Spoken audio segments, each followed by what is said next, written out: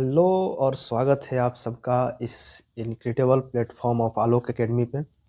तो आज का यह लेक्चर बहुत ही इम्पोर्टेंट होने वाला है आपके सेमेस्टर एग्ज़ाम के पॉइंट ऑफ व्यू से। तो देखिए, आज के इस लेक्चर में हम लोग क्लिनिकल सोशियोलॉजी पढ़ने वाले हैं, जो बिल्कुल आईएनसी का जो सिलेबस है उसके अकॉर्डिंग ही रहेगा, ना थोड़ा सा कम रहेगा और ना थोड़ा ज़्यादा रहेगा। आपने अभी तक अपने सेमेस्टर की तैयारी में थोड़ा-सा भी पढ़ाई नहीं किया है, तो यह वीडियो देखने के बाद आपके सेमेस्टर के एग्ज़ाम बहुत अच्छे जाएँगे। एक्चुअली क्या होता है कि हम लोग पहली बार जब 12 पास करके और एडमिशन लेते हैं नर्सिंग में, तो हम लोग इस चैप्टर से और इस सब्जेक्ट से अवगत नहीं रहते हैं। हम लोग मेनली पीसीबी पढ़ के आए होते हैं, फिज़िक्स, केमिस्ट्री, बायोलॉजी। लेकिन यहाँ पे क्या होता है कि इंट्रोड्यूस हो जाता है, तो हम लोग को सोशियोलॉजी और साइकोलॉजी पहली बार पढ़ रहे होते हैं, तो बहुत सारा दिक्कतों का सामना करना पड़ता है। और ऊपर से जो हमारे कॉलेज में बताया जाता है कि इस बुक को, जो आर शिरवानी मैम के द्वारा लिखा गया है, इस बुक को पढ़ने के लिए, तो इस बुक का लैंग्वेज इतना टफ है, इतना हार्ड लैंग्वेज इसमें यूज़ किया गया है कि हम लोग को समझ में ही नहीं आ पाता है। तो इसमें हम लोग काफ़ी परेशान रहते हैं। पहला तो ये चैप्टर और ये सिलेबस और यह सब्जेक्ट पहली बार इंट्रोड्यूस हो रहा होता है। इस वजह से भी हम लोग को दिक्कत होता है, पहली बार पढ़ रहे होते हैं। एक्चुअली क्या होता है, एनाटॉमी, फिजियोलॉजी तो हम लोग फिर भी मतलब थोड़ा बहुत फिजियोलॉजी तो समझ में आ रहा होता है, क्योंकि पहले से 11th क्लास से 12th क्लास, 9th 10th इस सब में हम लोग बायोलॉजी पढ़े होते हैं, तो कोई दिक्कत उतना नहीं होता है। लेकिन साइकोलॉजी और सोशियोलॉजी ये थोड़ा-सा हम लोग को दिक्कत देता है और समझने में पहली बार बहुत प्रॉब्लम होता है। हालाँकि ये सब्जेक्ट बहुत ही ईज़ी सब्जेक्ट है और स्कोरिंग सब्जेक्ट है। तो इसी में एक मैं चैप्टर लेने वाला हूँ, क्लिनिकल क्लिनिकल सोशियोलॉजी। बहुत ही इम्पोर्टेंट है और बहुत ही ईज़ी है। आप अगर इस लेक्चर पे बने रहिएगा लास्ट तक, मैं आपको उम्मीद करता हूँ, आपको यह उम्मीद दिलाता हूँ कि इस लेक्चर को देखने के बाद आपके इस चैप्टर से जितने भी क्वेश्चन आपके सेमेस्टर में आने वाले हैं, सेमेस्टर में जितने भी क्वेश्चन आएँगे, आपसे बन जाएँगे, आप उनको अटेम्प्ट कर पाएँगे। तो चलिए इस लेक्चर को शुरू करते हैं। और मैं एक चीज़ और बता देता हूँ कि ये जो चैप्टर है, ये मैं 3 पार्ट में इसको तोड़ दिया हूँ। पहला में हम लोग इंट्रोडक्शन पढ़ेंगे, इसके बेसिक फंक्शन वगैरह पढ़ेंगे। इसके बाद मेरा लेक्चर आएगा जो उसमें क्राइसिस के बारे में पढ़ेंगे हम लोग, ठीक है? उसके बाद से एक पार्ट और आएगा जिसमें हम लोग इस चैप्टर को पूरा फाइनल करेंगे। तो अगर आप पहली बार भी पढ़ रहे हैं, पहली बार अभी जस्ट अभी उठाए हैं कि भाई चलो हम अब सोशियोलॉजी पढ़ ही लेते हैं, नहीं तो फेल हो जाएँगे, क्योंकि एग्ज़ाम भी आने वाला है, तब भी आपको समझ में आने वाला है। इतना मैं एश्योर दिलाता हूँ, आपको एश्योर करता हूँ कि आपको समझ में आएगा। तो चलिए इसको शुरू करते हैं और समझते हैं। देखिए, यहाँ पे इसको मैं पहले रफ कर देता हूँ।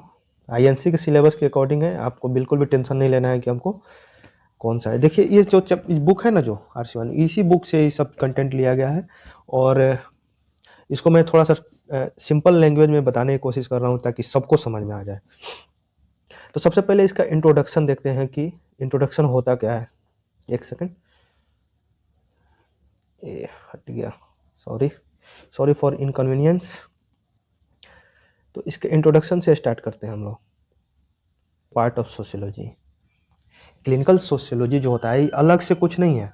जो हम लोग सोशियोलॉजी पढ़ रहे हैं, तो उसी का एक पार्ट है। It's it's use psychological knowledge, principle, method to study understand individual, group, community and organisation. जो सोशियोलॉजी है, उसके जो प्रिंसिपल्स हैं, उसके जो मेथड्स हैं, इन सबको यूज करके हम किसी ऑर्गेनाइजेशन, किसी ग्रुप या फिर किसी कम्युनिटी, इंडिविजुअल, सबके समस्याओं को, जो भी समस्या होते हैं उसको समझते हैं, उसको कैसे डील करना है, उस सब चीज़ के बारे में हम लोग इसमें पढ़ते हैं। ठीक है? इसका पर्पस क्या है, क्यों पढ़ा जाता है? तो अंडरस्टैंड प्रॉब्लम, सबसे पहले तो आपके समाज में, आपके कम्युनिटी में या फिर ऑर्गेनाइजेशन में कहीं भी कोई समस्या है, कोई प्रॉब्लम है, तो उसको हम लोग कैसे देखते हैं, उसको कैसे समझते हैं, इन्हीं सब चीज़ों के बारे में हम लोग इस क्लिनिकल साइकोलॉजी में पढ़ते हैं। सेकंड है कि रिड्यूस स्ट्रेस। मान लीजिए कोई प्रॉब्लम आता है, तो उसको कैसे डील करना है, उससे कैसे बाहर निकलना है, इन्हीं सब चीज़ों के बारे में पढ़ना है इस क्लिनिकल साइकोलॉजी में। तो यह रिड्यूस करता है क्या? स्ट्रेस को रिड्यूस करता है। मैनेज कॉन्फ्लिक्ट, मान लीजिए आपके कहीं झगड़ा हो गया, कहीं आप वर्क प्लेसेस पे हैं, कहीं काम कर रहे हैं, आपके कलीग के साथ कॉन्फ्लिक्ट हो गया, या फिर आपके दोस्तों में कॉन्फ्लिक्ट हो गया, या फिर आप पेशेंट देख रहे हैं, वहाँ कोई कॉन्फ्लिक्ट हो गया, तो उस कॉन्फ्लिक्ट को आप कैसे मैनेज करेंगे, वहाँ मीनिंगफुल एंड इफेक्टिव सोसाइटी बनाने में इस हेल्प करता है। मान लीजिए कोई सोसाइटी में कोई प्रॉब्लम है, कोई समस्या है, कोई कॉन्फ्लिक्ट वगैरह हो गया, तो वहाँ पे उस चीज़ को, उसके रूट कॉज को समझकर उस कॉन्फ्लिक्ट को, उसको समझाने का और सोसाइटी को एक बेहतर और बैलेंस इक्विलिब्रियम में लाने का काम करता है कौन सा, क्लिनिकल। अब देखिए इसके डेफिनेशन देखते हैं हम कि इसके डेफिनेशन क्या क्या होते हैं। तो इसके डेफिनेशन में ना दो साइंटिस्ट थे, यहाँ दोनों साइंटिस्ट का साइंटिस्ट नहीं, सॉरी, दो सोशियोलॉजिस्ट थे। अपन लोग क्या करते हैं ना कि पढ़ते पढ़ते आदत हो जाता है एनाटॉमी फिजियोलॉजी साइंटिस्ट ऐसे। मैं बात कर रहा था कि एनाटॉमी वगैरह पढ़ते हैं तो हम लोग को बेसिकली साइंटिस्ट वगैरह का ही नाम ध्यान में रहता है, लेकिन यहाँ पे कौन से है, यहाँ पे सोशियोलॉजिस्ट होते हैं। तो दो सोशियोलॉजिस्ट है अपने अपने अकॉर्डिंग। देखिए सोशियोलॉजी एक ऐसा सब्जेक्ट है ना कि इसमें जो भी समाज में आया, जो भी साइंटिस्ट हो गया, जो भी कोई भी आया, तो अपने अकॉर्डिंग उस समाज को देखा, अपने अकॉर्डिंग उस समाज को समझा और उस पे अपना एक थ्योरी, एक मेथड दिया जो हम लोग पढ़ते हैं और उस समाज को समझने में हमको हेल्प करता है। तो इन्होंने कहा कि different practical sociologic method to study, understand and treat the problem of individual and group in a community. इनका कहने का मतलब था कि क्लिनिकल सोशियोलॉजी जो होता है इसमें हम प्रैक्टिकल नॉलेज को यूज करते हैं, मेथडोलॉजी को यूज करते हैं और किसी का प्रॉब्लम समझते हैं, किसी भी सोसाइटी का, किसी कम्युनिटी का या ग्रुप का हम लोग प्रॉब्लम समझते हैं और उसको सही करते हैं। उसके लिए हमें जो भी करना होता है तो उसको हम लोग करके उसको सही करने का कोशिश करते हैं। सेकंड जो ली थे, इन्होंने अपना डेफिनेशन देते हुए कहा कि सोशियोलॉजी जो अप्लाइड सोशियोलॉजी का एक पार्ट है, इसमें इसमें ली द्वारा जो दिया गया, तो इसमें बताया गया है कि क्लिनिकल सोशियोलॉजी जो होता है वो अप्लाइड सोशियोलॉजी का पार्ट होता है। और इसमें क्या क्या इंक्लूड होता है, include close and detail sociological study. यहाँ पे डिटेल्स में सोशियोलॉजिकल स्टडी किया जाता है, किससे रिलेटेड, प्रॉब्लम से रिलेटेड उसको पूरे डिटेल में स्टडी किया जाता है। मान लीजिए कोई प्रॉब्लम आ गया, किसी समाज में कोई या फिर किसी कम्युनिटी में कोई दिक्कतें हैं, तो उसके डिटेल में कहाँ से वो प्रॉब्लम हुआ, कैसे स्टार्ट हुआ, उसका रूट कॉज क्या है, कैसे रूट कॉज जाना जाता है कि उसको हम लोग जड़ से ख़त्म कर सकें उस प्रॉब्लम को, ठीक है। उसके बाद से इन्होंने कहा कि it helps to identify social problem. जी जो होता है आइडेंटिफाई करता है कि सोशल प्रॉब्लम क्या है और सजेस्ट करता है, क्या सजेस्ट करता है कि हाउ टू मैनेज इट। अगर कोई समस्या है तो उसको डायग्नोज करता है और सजेस्ट करता है कि इसको हम लोग कैसे जड़ से ख़त्म करेंगे और इस समस्या से हम लोग कैसे बाहर आ पाएंगे। फंक्शन ऑफ क्लिनिकल सोशियोलॉजी, मैं बार बार साइकोलॉजी का प्रयोग कर दे रहा हूँ जो कि गलत है। तो देखिए यहाँ पे कुछ फंक्शंस दिए गए हैं कि इनके क्लिनिकल सोशियोलॉजी के फंक्शंस कौन कौन से हैं। तो clinical sociology understand, interpret a person problem.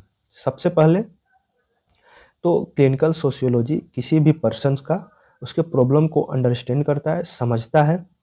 Looking at its social situation, उसके आसपास समाज कैसा है, क्या उसके समाज में कोई प्रॉब्लम है, कोई समाज से प्रेशर है, इन सब चीज़ों को समझता है और उस पर्सन को हेल्प करता है कि चेंज करे, या तो उस सिचुएशन जो उसको परेशान कर रहा है उस सिचुएशंस के अकॉर्डिंग हो जाए और उस सिचुएशन से डील करे, या फिर उस सिचुएशन अगर ज़्यादा ही ख़राब है तो उस सिचुएशंस को ही, उस इन्वायरमेंट को ही सही किया जाए और उस इन्वायरमेंट से उस इंसान को वहाँ से निकाल लिया जाए, उसको बेहतर इन्वायरमेंट दिया जाए, या अगर संभव हो तो उस सोशल इन्वायरमेंट को सही करके ठीक किया जाए। इसका दूसरा जो है, इट अप्लाई सोशियोलॉजिकल थ्योरी। जो भी सोशियोलॉजिकल थ्योरी है ये अप्लाई करके, जो भी रिसर्च हुए हैं, जो भी इसमें रिसर्च किया गया है उसको अप्लाई करके intervention social issues and problem. Intervention का मतलब होता है कि जो भी काम हम करते हैं, किसी की कोई समस्या है, उससे बाहर निकलने के लिए कोई प्रयत्न किया जा रहा है, उसके लिए प्रयत्न किया जा रहा है, या कोई भी मतलब वहाँ से निकलने के लिए उसका कोई रास्ता दिखाया जा रहा है, कुछ हेल्प किया जा रहा है, तो उसको हम लोग बोलते हैं इंटरवेंशन, ठीक है। अब देखिए क्लिनिकल सोशियोलॉजी जो होता है, क्लिनिकल सोशियोलॉजी इम्प्रूव करता है हेल्थ को और हेल्प करता है डॉक्टर को, नर्स को, कम्युनिटी हेल्थ वर्कर को। देखिए ये सोशियोलॉजी जो होता है इसमें बहुत सारे सोसाइटी को सही करने के लिए पॉलिसीज़ होते हैं, उसको सही करने के लिए और एक बहुत सारे एक्टिविटीज़ कराए जाते हैं जो कि जो भी डॉक्टर्स हैं, जो भी नर्सेस हैं, कम्युनिटी हेल्थ वर्कर हैं, उन सबको ये सब हेल्प करता है। इसलिए क्लिनिकलों को पढ़ाया जाता है ताकि हम लोग समझें समाज में क्या नीड है और उसके अकॉर्डिंग हम लोग काम करें। Improving quality of people's life, यह पीपल्स जो भी समाज में रह रहे हैं, जो सोसाइटी में रह रहे हैं, उनके लाइफ को कैसे इजी बनाया जा सके, कैसे उनके समस्याओं को सुन करके उसको सही किया जा सके, इन्हीं पर फोकस करता है। ठीक है। 6th नंबर पर है कि it is a practice oriented. क्या है कि सोशियोलॉजी, इससे पहले हम लोग जितना चीज़ें पढ़ रहे थे, ये सोशियोलॉजी में फैमिली पढ़े, मैरिज पढ़े और भी बहुत सारी चीज़ें पढ़े, एसोसिएशन, कम्युनिटी, ये सब बहुत सारी चीज़ें हम लोग पढ़े।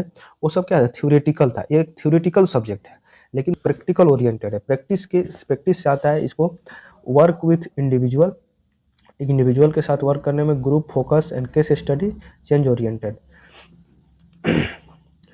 This goal is to create improvement in people's behaviour and growth. जो गोल होता है वो क्या होता है, पीपल्स के बिहेवियर को इम्प्रूव करे, अगर किसी समस्या में है तो उसके जो भी बिहेवियर है उसको सही करे, इम्प्रूव करे और उसका ग्रोथ करे। पूरे जब इंडिविजुअल्स का ग्रोथ होगा तो उसके ग्रुप का ग्रोथ होगा, ग्रुप का ग्रोथ होगा तो कम्युनिटी ग्रोथ होगा, कम्युनिटी ग्रोथ होगा तो ओवरऑल सोसाइटी का ही ग्रोथ होगा। ठीक है। तो यह एक छोटा सा लेक्चर था क्लिनिकल सोशियोलॉजी के बारे में, क्लिनिकल सोशियोलॉजी के बारे में।